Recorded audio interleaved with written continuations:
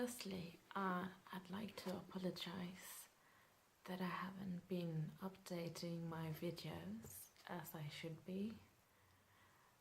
Life has been hectic and I haven't really known what to do with my videos, and I got a suggestion that I should read a book, and I never actually bought any books in English before, so I did today, and I found this and I thought it was interesting. It's romance one. I love romantic novels, and this book is called 3 Amazing Things About You, and I'm going to read a little bit, perhaps the first chapter, and see if that gives you the tingles. Okay, and let us begin. I need to drink something.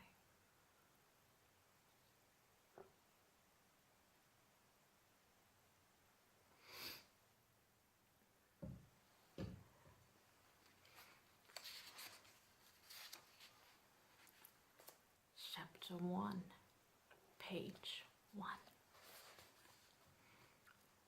Now, okay, this is it. Confession time.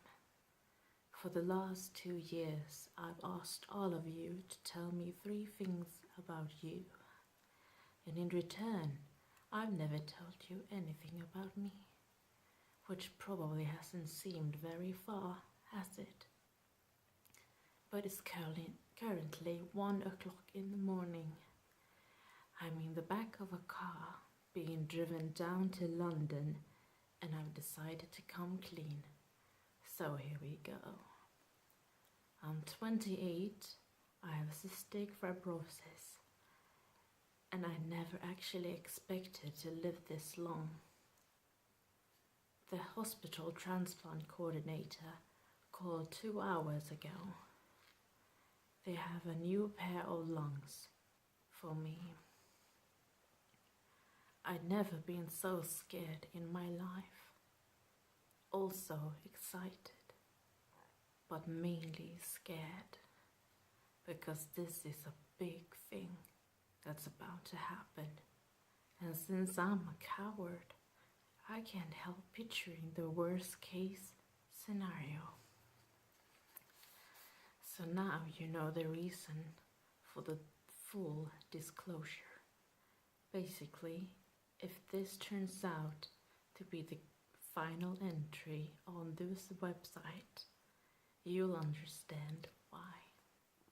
Needless to say, I really hope it won't be. Page 2. One more thing. Thank you. Thank you. Thank you for the wonderful family of the donor for giving me this gift. This incredible chance. I'll be grateful until the day I'll die. And Holly paused, reread what she'd written, and deleted the last sentence. In its place, she typed, I hope you know how amazing you are. Your courage, kindness, and generosity will always be remembered. Droplets of light summer rain speckled the windscreen of the car. Haley gazed out in the warm night as a sign saying London 25 miles loomed out of the darkness towards them and slid past. Street lamps glowed amber, and houses showed only occasionally lights in their windows. Almost everyone at this time was asleep. Soon, though, dawn would lighten the sky, Alarm clocks would wake them, and they'd carry on living their normal lives without even pausing to think how miraculous their normal lives were. Just being able to breathe in and out, that was pretty miraculous. The final, the free, pardon me, the finality of it all hit her very afresh. There was still a chance, of course, that the tissue match would turn out not to be good enough, and the transplant wouldn't go ahead, which was why she wasn't uploading her post to the website just yet. But a few short hours from now, she could be in the operating theatre receiving another person's lungs. And who knew what might happen after that? How many people would read what she'd written? What would they think? Sitting back, Haley thought of the line she deleted and wished she could easily erase the song now playing in her head. It was a great song, one that people loved to sing during karaoke sessions. Everyone always joined in enthusiastically with the chorus. She wasn't sure of the exact lyrics, but the last line of the chorus went something like, "This could be the day that I die. This could be the day that I die." Oh well, seemed like her brain still had some sense of humor, at least before, pardon me. Hi, how is thing? What are you up to? Haley brightened at the sound of Bia's voice. You really want to know? Okay, I tell you, but I'm warning you now. You're going to be so jealous. Fire away. I'm in Venice, sitting at a table outside Cafe Florian in St. Mark's Square. The sun is shining, church bells are ringing, and the waiters just open a bottle of ice-cold Prosecco. Is the waiter handsome? What do you think? This is Venice. Of course he's handsome. He's given me one of those handsome waiter looks, said Haley, with his eyes. And is he listening to you saying this? It's fine. He doesn't speak a word of English. I may seduce him later. He has the look of Bradley Cooper about him. Sure you don't mean Tommy Cooper? Shut up. Are there pigeons there? Yes, loads. My mum went to St. Mark's Square once. A pigeon did a poo on her head. Lovely. She was so mad, said Bia. She had her hair done especially for the trip. I wouldn't stick around there if I were you. Get out while you can. Those Italian pigeons are evil. Fine, you convinced me. I'm going to jump into the helicopter now and fly home. I think you should. Shall I come over after work this evening? That'd be good.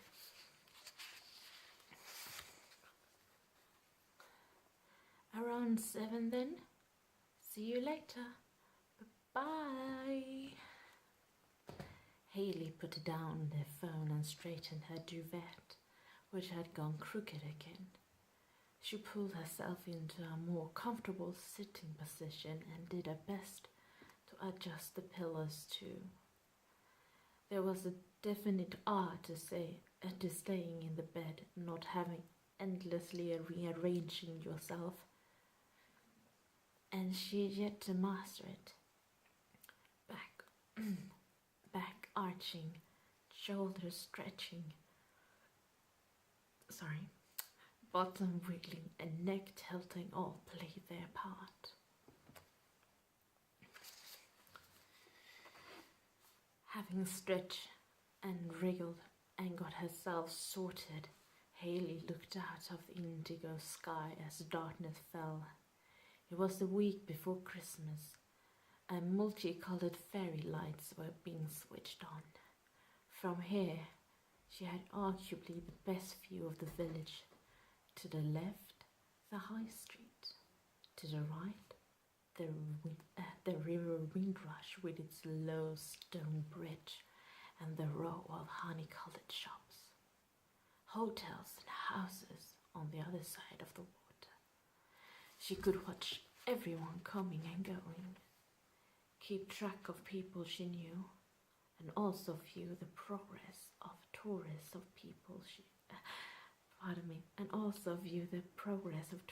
making their way around Carnforth, the South-style jewel in the North Cotswolds crown. Pardon me. Not so many visitors during the winter months, of course, but still enough to keep the people watching interesting, and the tourist-friendly shops open. A coach lad was currently miling around taking endless photographs, driving in and out of shops and buying souvenirs they didn't need, as well as Christmas presents for friends and relatives back home. By the looks of things, plenty of them would be opening a festivity-wrapped umbrella this year, printed with scenes of Carnforth. Beer must have sold over a dozen today alone. 8 days to Christmas. Haley tried not to wonder if this one might be her last. Basically, because such thoughts were unanswerable and never helpful. Apart from anything else, the answer was always possibly. Then again, that applied to everyone on the planet. Banishing the question from her head, Haley switched on the iPad and checked her emails instead. Several more had arrived this afternoon from visitors to the website. Brilliant, something to keep her occupied until Bea turned up. Never mind wondering if this Christmas would be her last. 3 were far more important problems to be sorted out, like how a girl should handle the discovery that she inadvertently been dating twin boys, and the best way for a middle-aged man to divide his time of the festivity season between his dull wife and his enthralling mistress. Haley had set up the website during a prolonged and particularly tedious hospital stay. Didn't everyone enjoy reading advice columns? She always had. She loved them and loved coming up with solutions to problems too. When the columnist neglected to mention a useful suggestion, it always killed her not to be able to jump in and add a reply of her own. The answer to this particular dilemma had therefore been to create the webpage and being dispensing advice herself. She hadn't done it as poor tragic Haley with the manky lungs and limited lifespan either. This would only have inhibited questions. She'd known that from the word go. Now, no, when people have problems in their lives, those problems were overwhelming.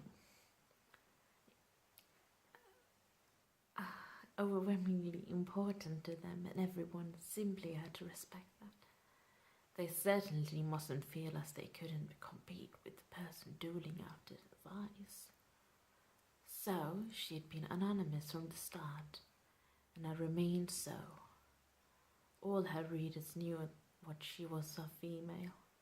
The website was called www.3thingsaboutYou.com, and everyone writing in for advice with a dilemma was asked to include 3 things about themselves.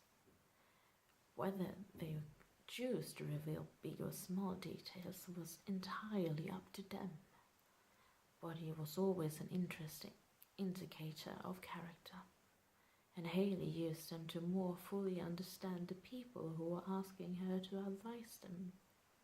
Of course, for the first few weeks there hadn't been any readers, nor any problems being set in, simply because no one knew the website existed. She had to make up dilemmas, borrow and adapt some from old magazines, and reply in old words to people who had never confided in her in the first place.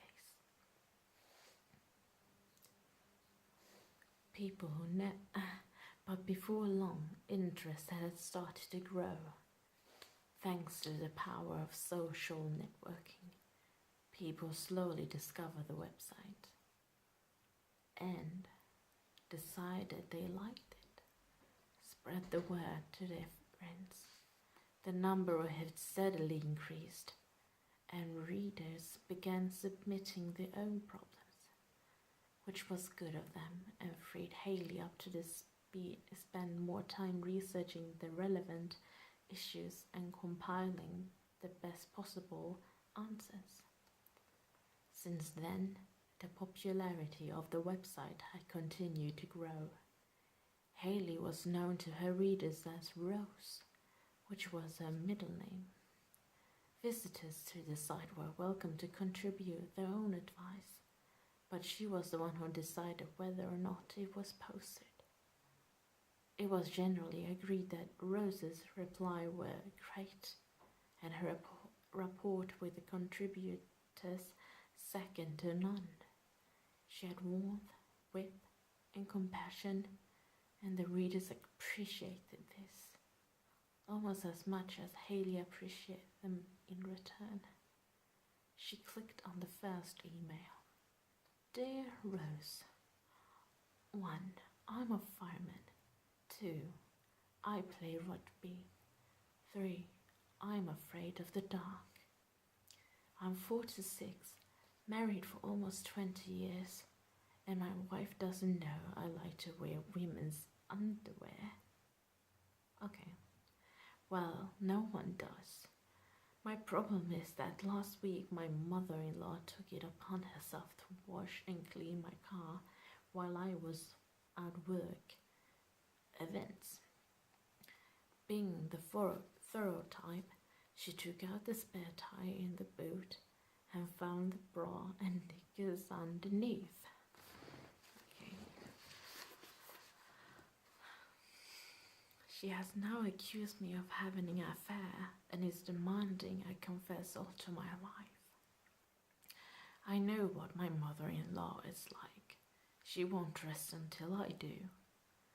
So which do you think I should admit to being? Rose and a faithful husband, or a transvestite?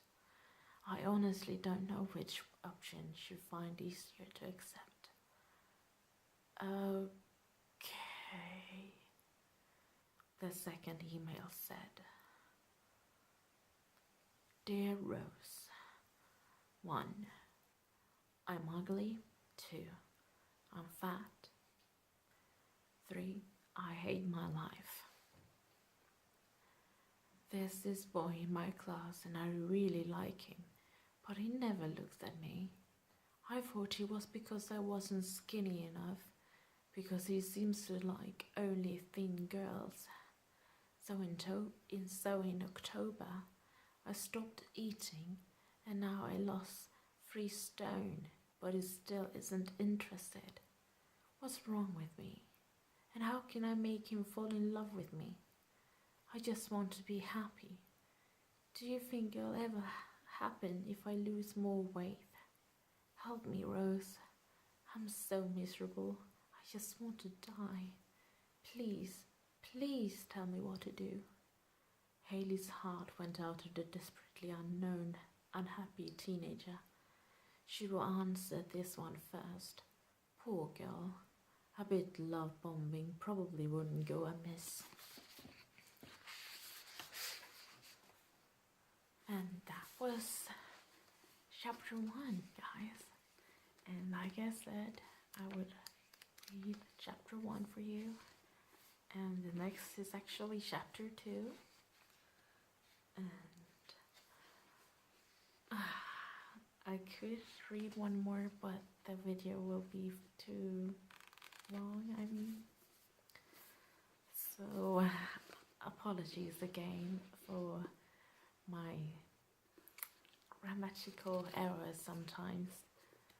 The way I'm mispronouncing some things. And I hope you can wait for another chapter and be patient. That's all I gotta say. And thank you so much for watching. Have a really